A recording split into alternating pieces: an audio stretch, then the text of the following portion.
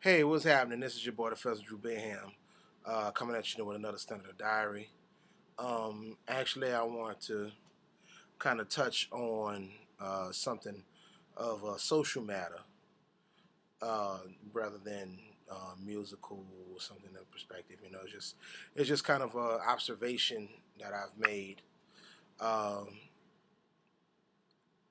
Recently, I got to go to Johannesburg, South Africa, for the Joy Jazz Festival. I was playing with Delphio Marcellus and the Uptown Jazz Orchestra.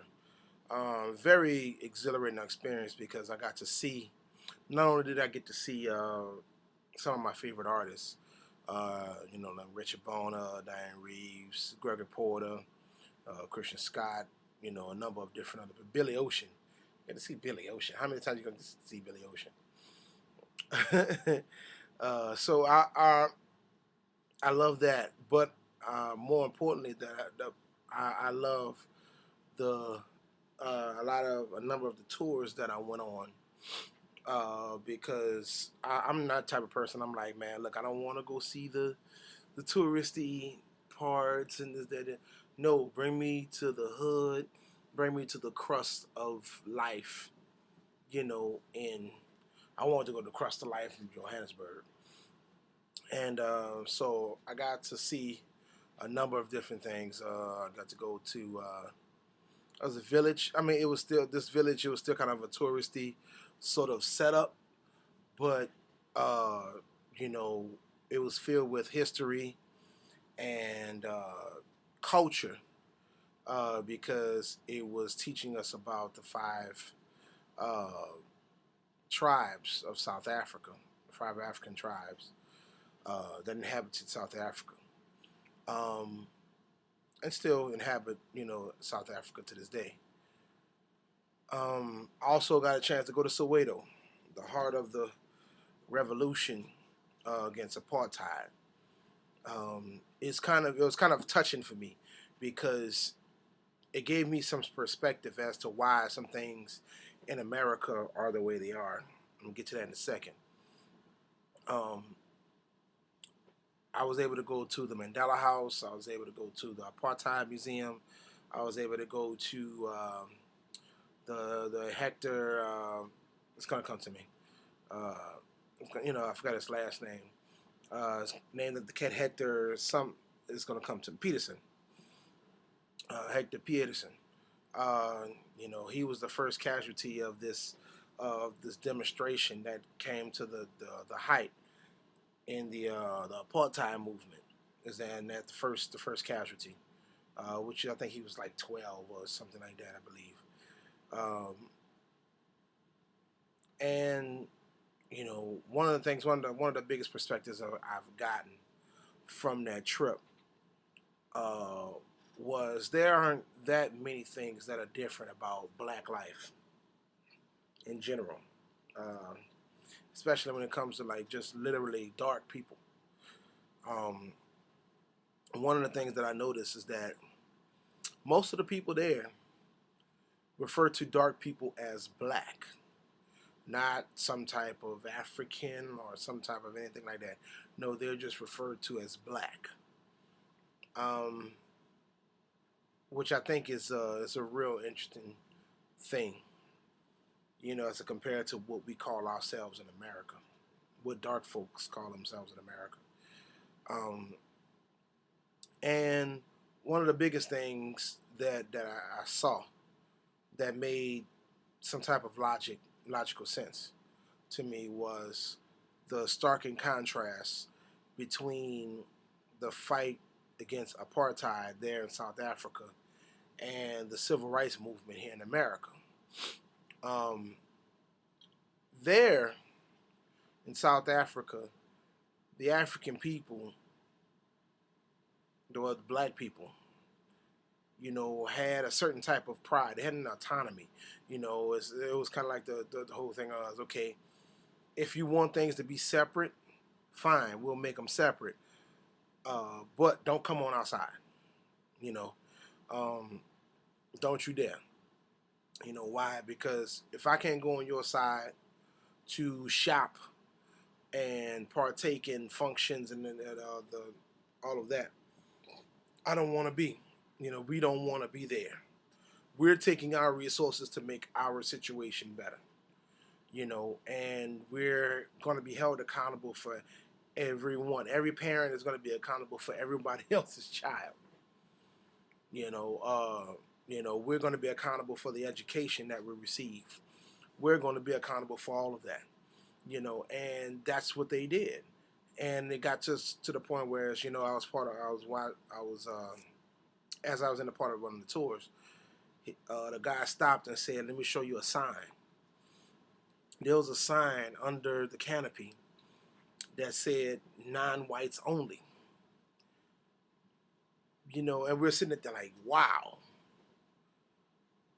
When you're in America, we see the whites only sign. And coloreds. You'll see white only, then you'll see coloreds.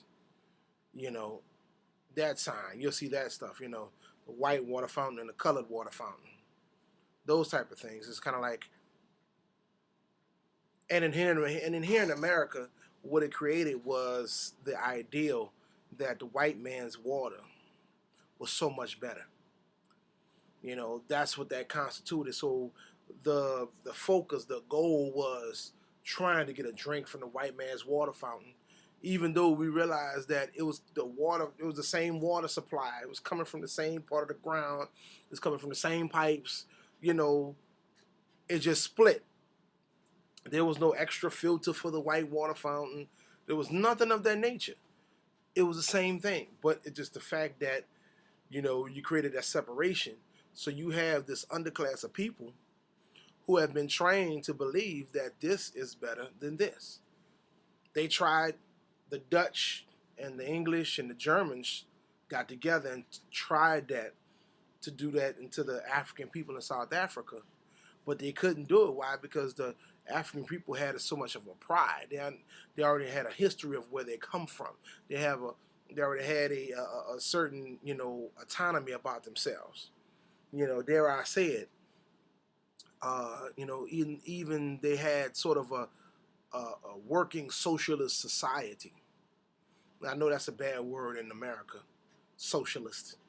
But do people really know what it entices or what it means? Because if they did, they would realize they're socialists also. Um, so, because we have a lot of socialist policies in America, just throw that out there. So, but they had this degree of autonomy. They didn't have to worry about people believing that the white man stuff was better. They had pride in what they had, even if it was a shanty, with no running water or no, those people still in that village still put their resources together to raise the children, to procure services, to get water and to get electricity and to get services. I went to a little village. The village looks, it really is really really poor. Tin roofs, and the house isn't as big as the room that I'm in right now. But the children were happy. They were playing. They were together. It was a total thing, and the people put their little resources together because they still went to work every day, doing whatever they do. Most of them came from like miners, but they still put their resources together. And so a truck comes and comes to pick up the waste from out of the porta potties that they have. They have like a row of porta potties out there, and the services come and they deal with it. So they still have a way of life, and excuse me, it works. It works, and I don't think they would trade it for anything in the world because it gave, for each generation, even though the generations will get better, it still gives them a sense of where you come from. Don't ever forget that things can change. Don't ever forget the lessons that you learned.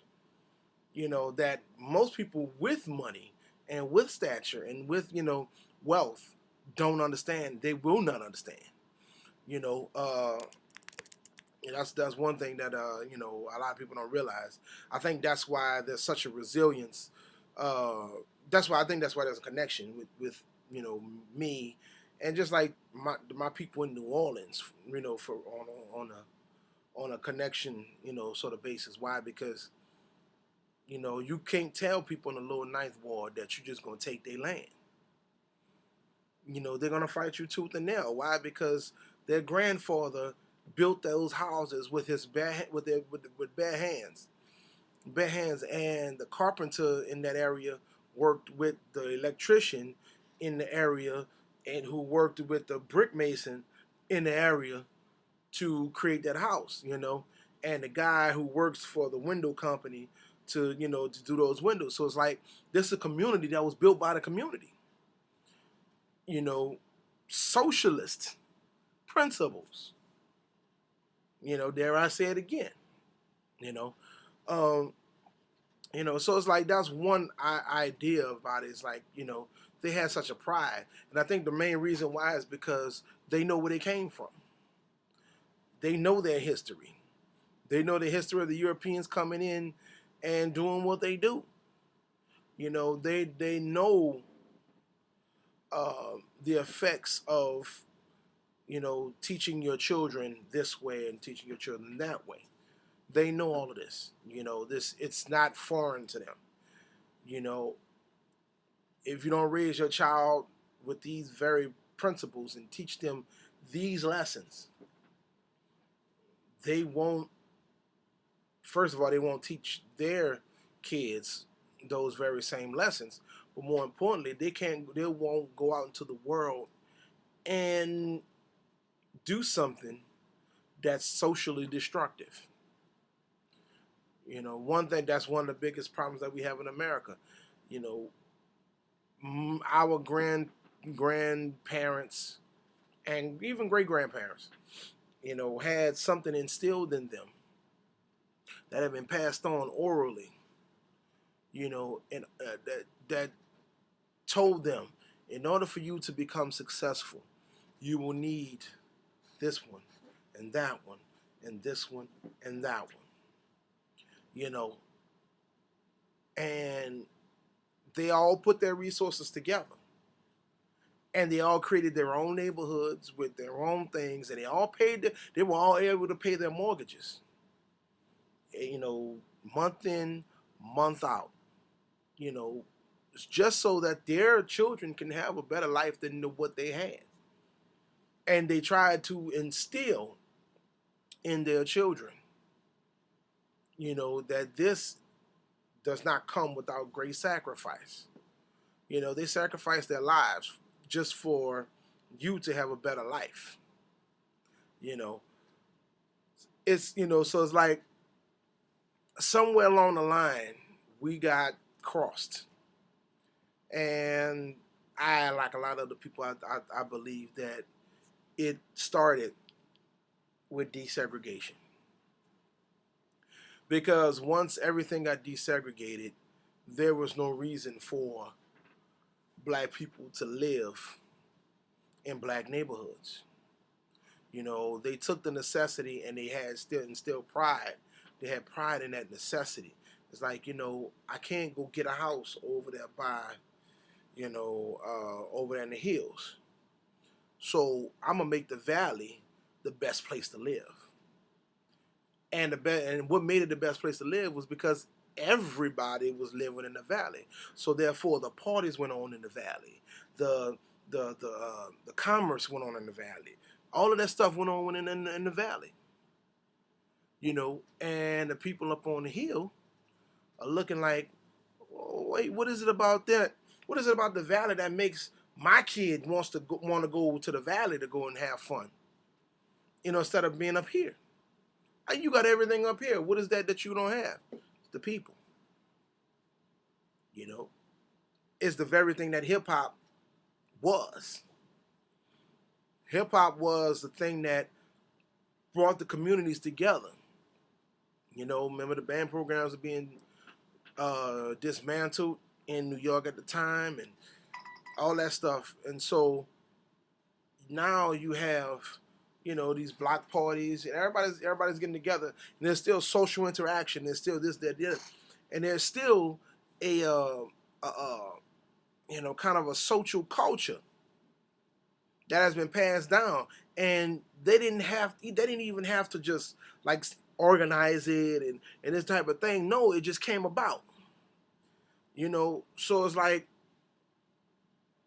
that's the very same thing I saw when I was in Africa, when I was in South Africa. Even though, yeah, there's no remnants of the tribe, the tribe dwellings of the tribe, that type of thing, but there was still a tribe. So they did tribal things, they had shindigs, you know, there was still a certain uh, cultural protocol, to it, and it was solely for the betterment of the people of the tribe, solely for the betterment of the tribe. You know, Even though some people can believe it's kind of chauvinist or you know patriarchal, but the matriarch of each family, of each tribe, all the way up to the queen, was respected in a way that any man should respect his wife. It's just what it was. That's just what it is. Um, one of those things that I see that Black America, has we have to reinvestigate. And another thing that I saw in South Africa is that the thing that brought apartheid revolution to its peak was the fact that the Europeans that were there, the white people that were there, wanted everybody in the country to adapt their language, which was Afrikaans, which was Dutch, and I think Dutch, German, and Spanish. It was a mixture of all this stuff, just which created a new language, and they wanted to force it through the whole country. But the people, especially black people, were speaking Zulu. They had it's the tribal language. I think one of the main reasons why is just because you know when you are taking over, when you kind of own something, you want to change it so it can fit you. That's what the Europeans were trying to do. That's what the white folk were trying to do. You know, but they sort of they didn't realize there was going to be so much resistance, to it, because it worked in America. We speak English. We have no remnants of our tribal language except what we believe has been passed down from the spirits of the ancestors, down to us. That's the only thing. That's the only thing that we can see. And some of the customs, like the way we cut our hair, or the way we do our hair, the way we congregate, um, how we approach music, um, all of those things, that's the only remnant of anything that reminds us of the tribal ancestry. Um, it saddens me, but it's kind of like you understood the plan. The master plan was, yes, to strip us of the language.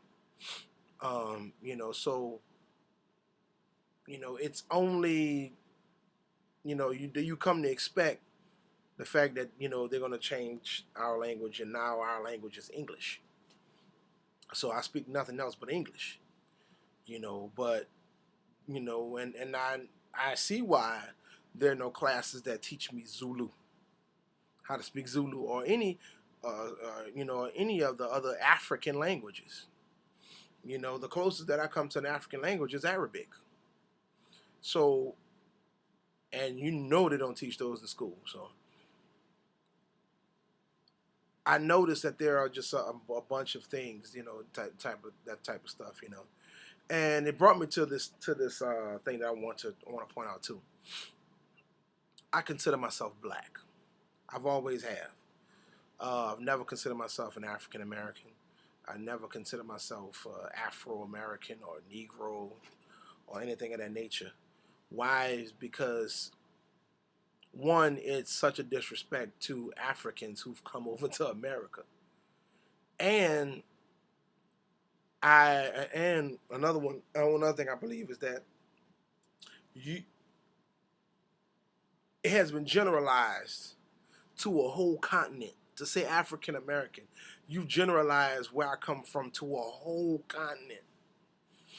But when most white folk who have the distinct privilege of having the option to call themselves white or some European country American, Irish American, Italian American, Polish American, uh, you know, Greek American.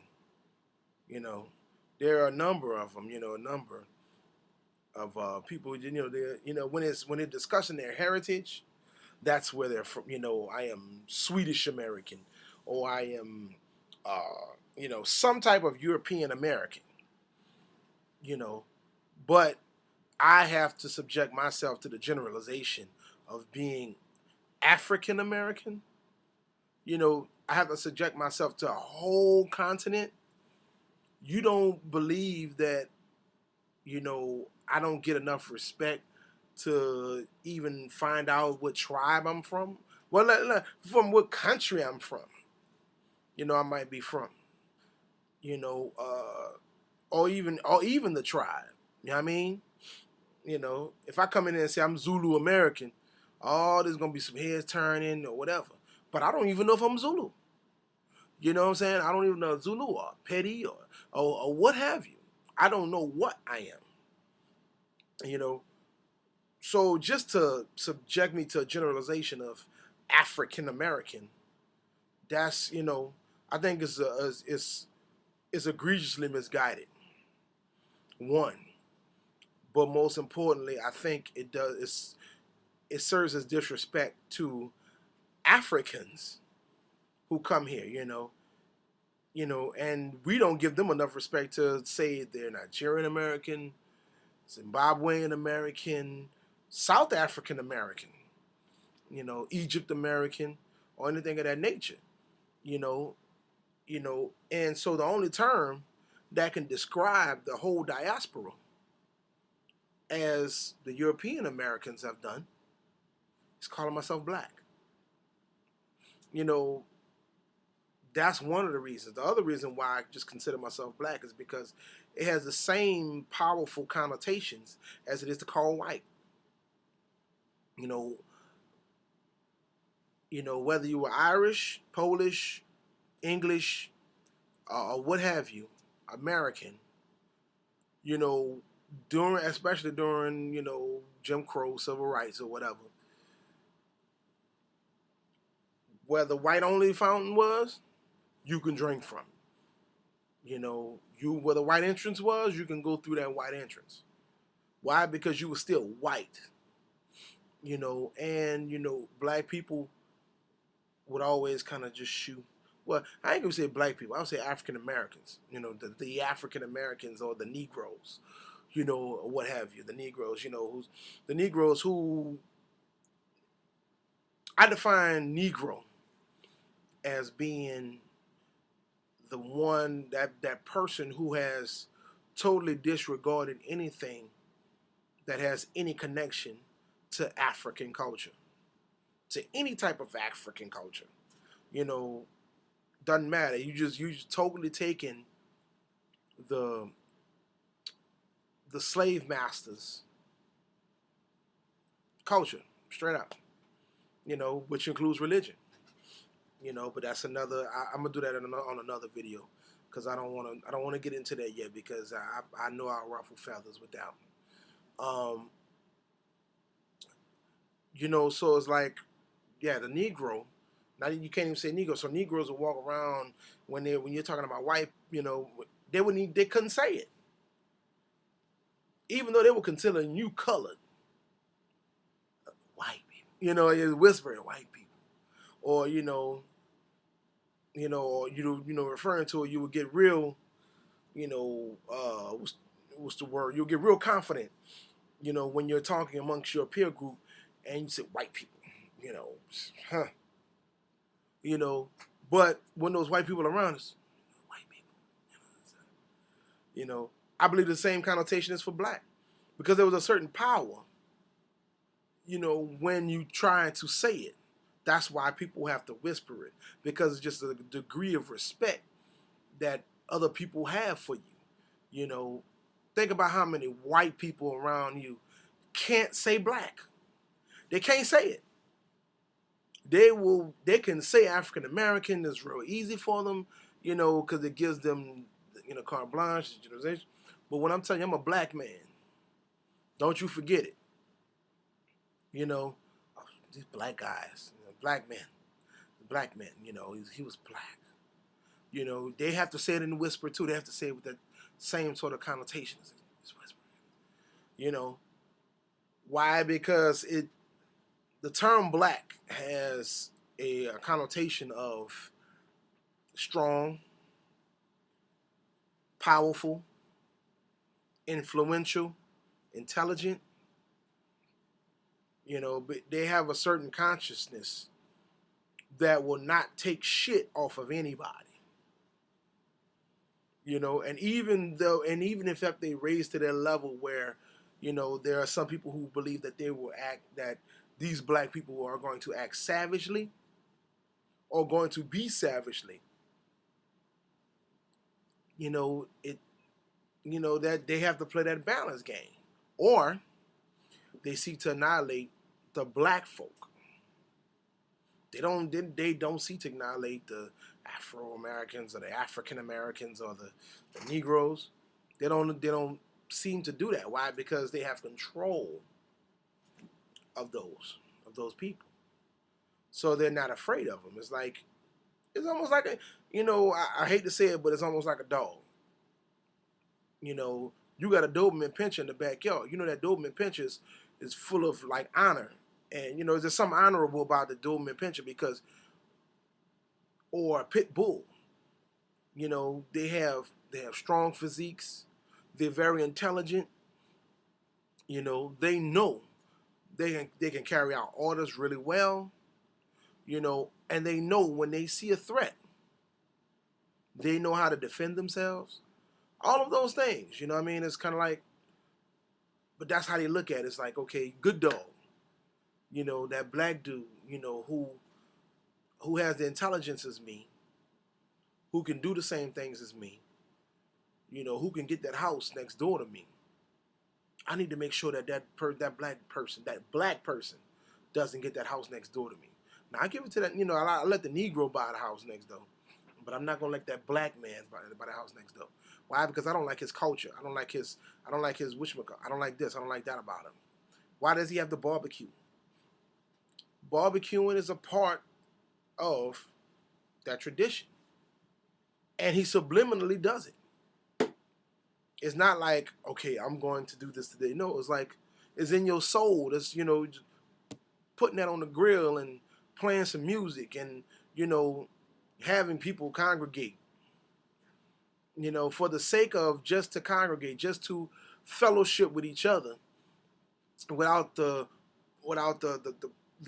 distraction of doctrine, and no, it's just people talking. People talking, people debating, people, they can go into whatever they want to. They can go wherever they want. And there's no filter, there's no nothing. Because they can talk about it with each other. But there's a lot of people who just don't understand it. There's not. So they're not going to. It's not going to make sense. So therefore, if it doesn't make sense, they have to kind of either distance themselves or seek to total annihilation. You know. But I'm at this point I'm rambling. Uh, I've been so inspired by this trip. To just because the perspective that I've had for such a long time has kind of manifested itself, or it's confirmed. My whole thing was confirmed as to why I think this way. Why I do this. So hopefully there's going to be other videos that I'm gonna put out here. Once I start putting everything into perspective and get the thoughts right to present it in a way where it doesn't sound like I'm rambling on and on.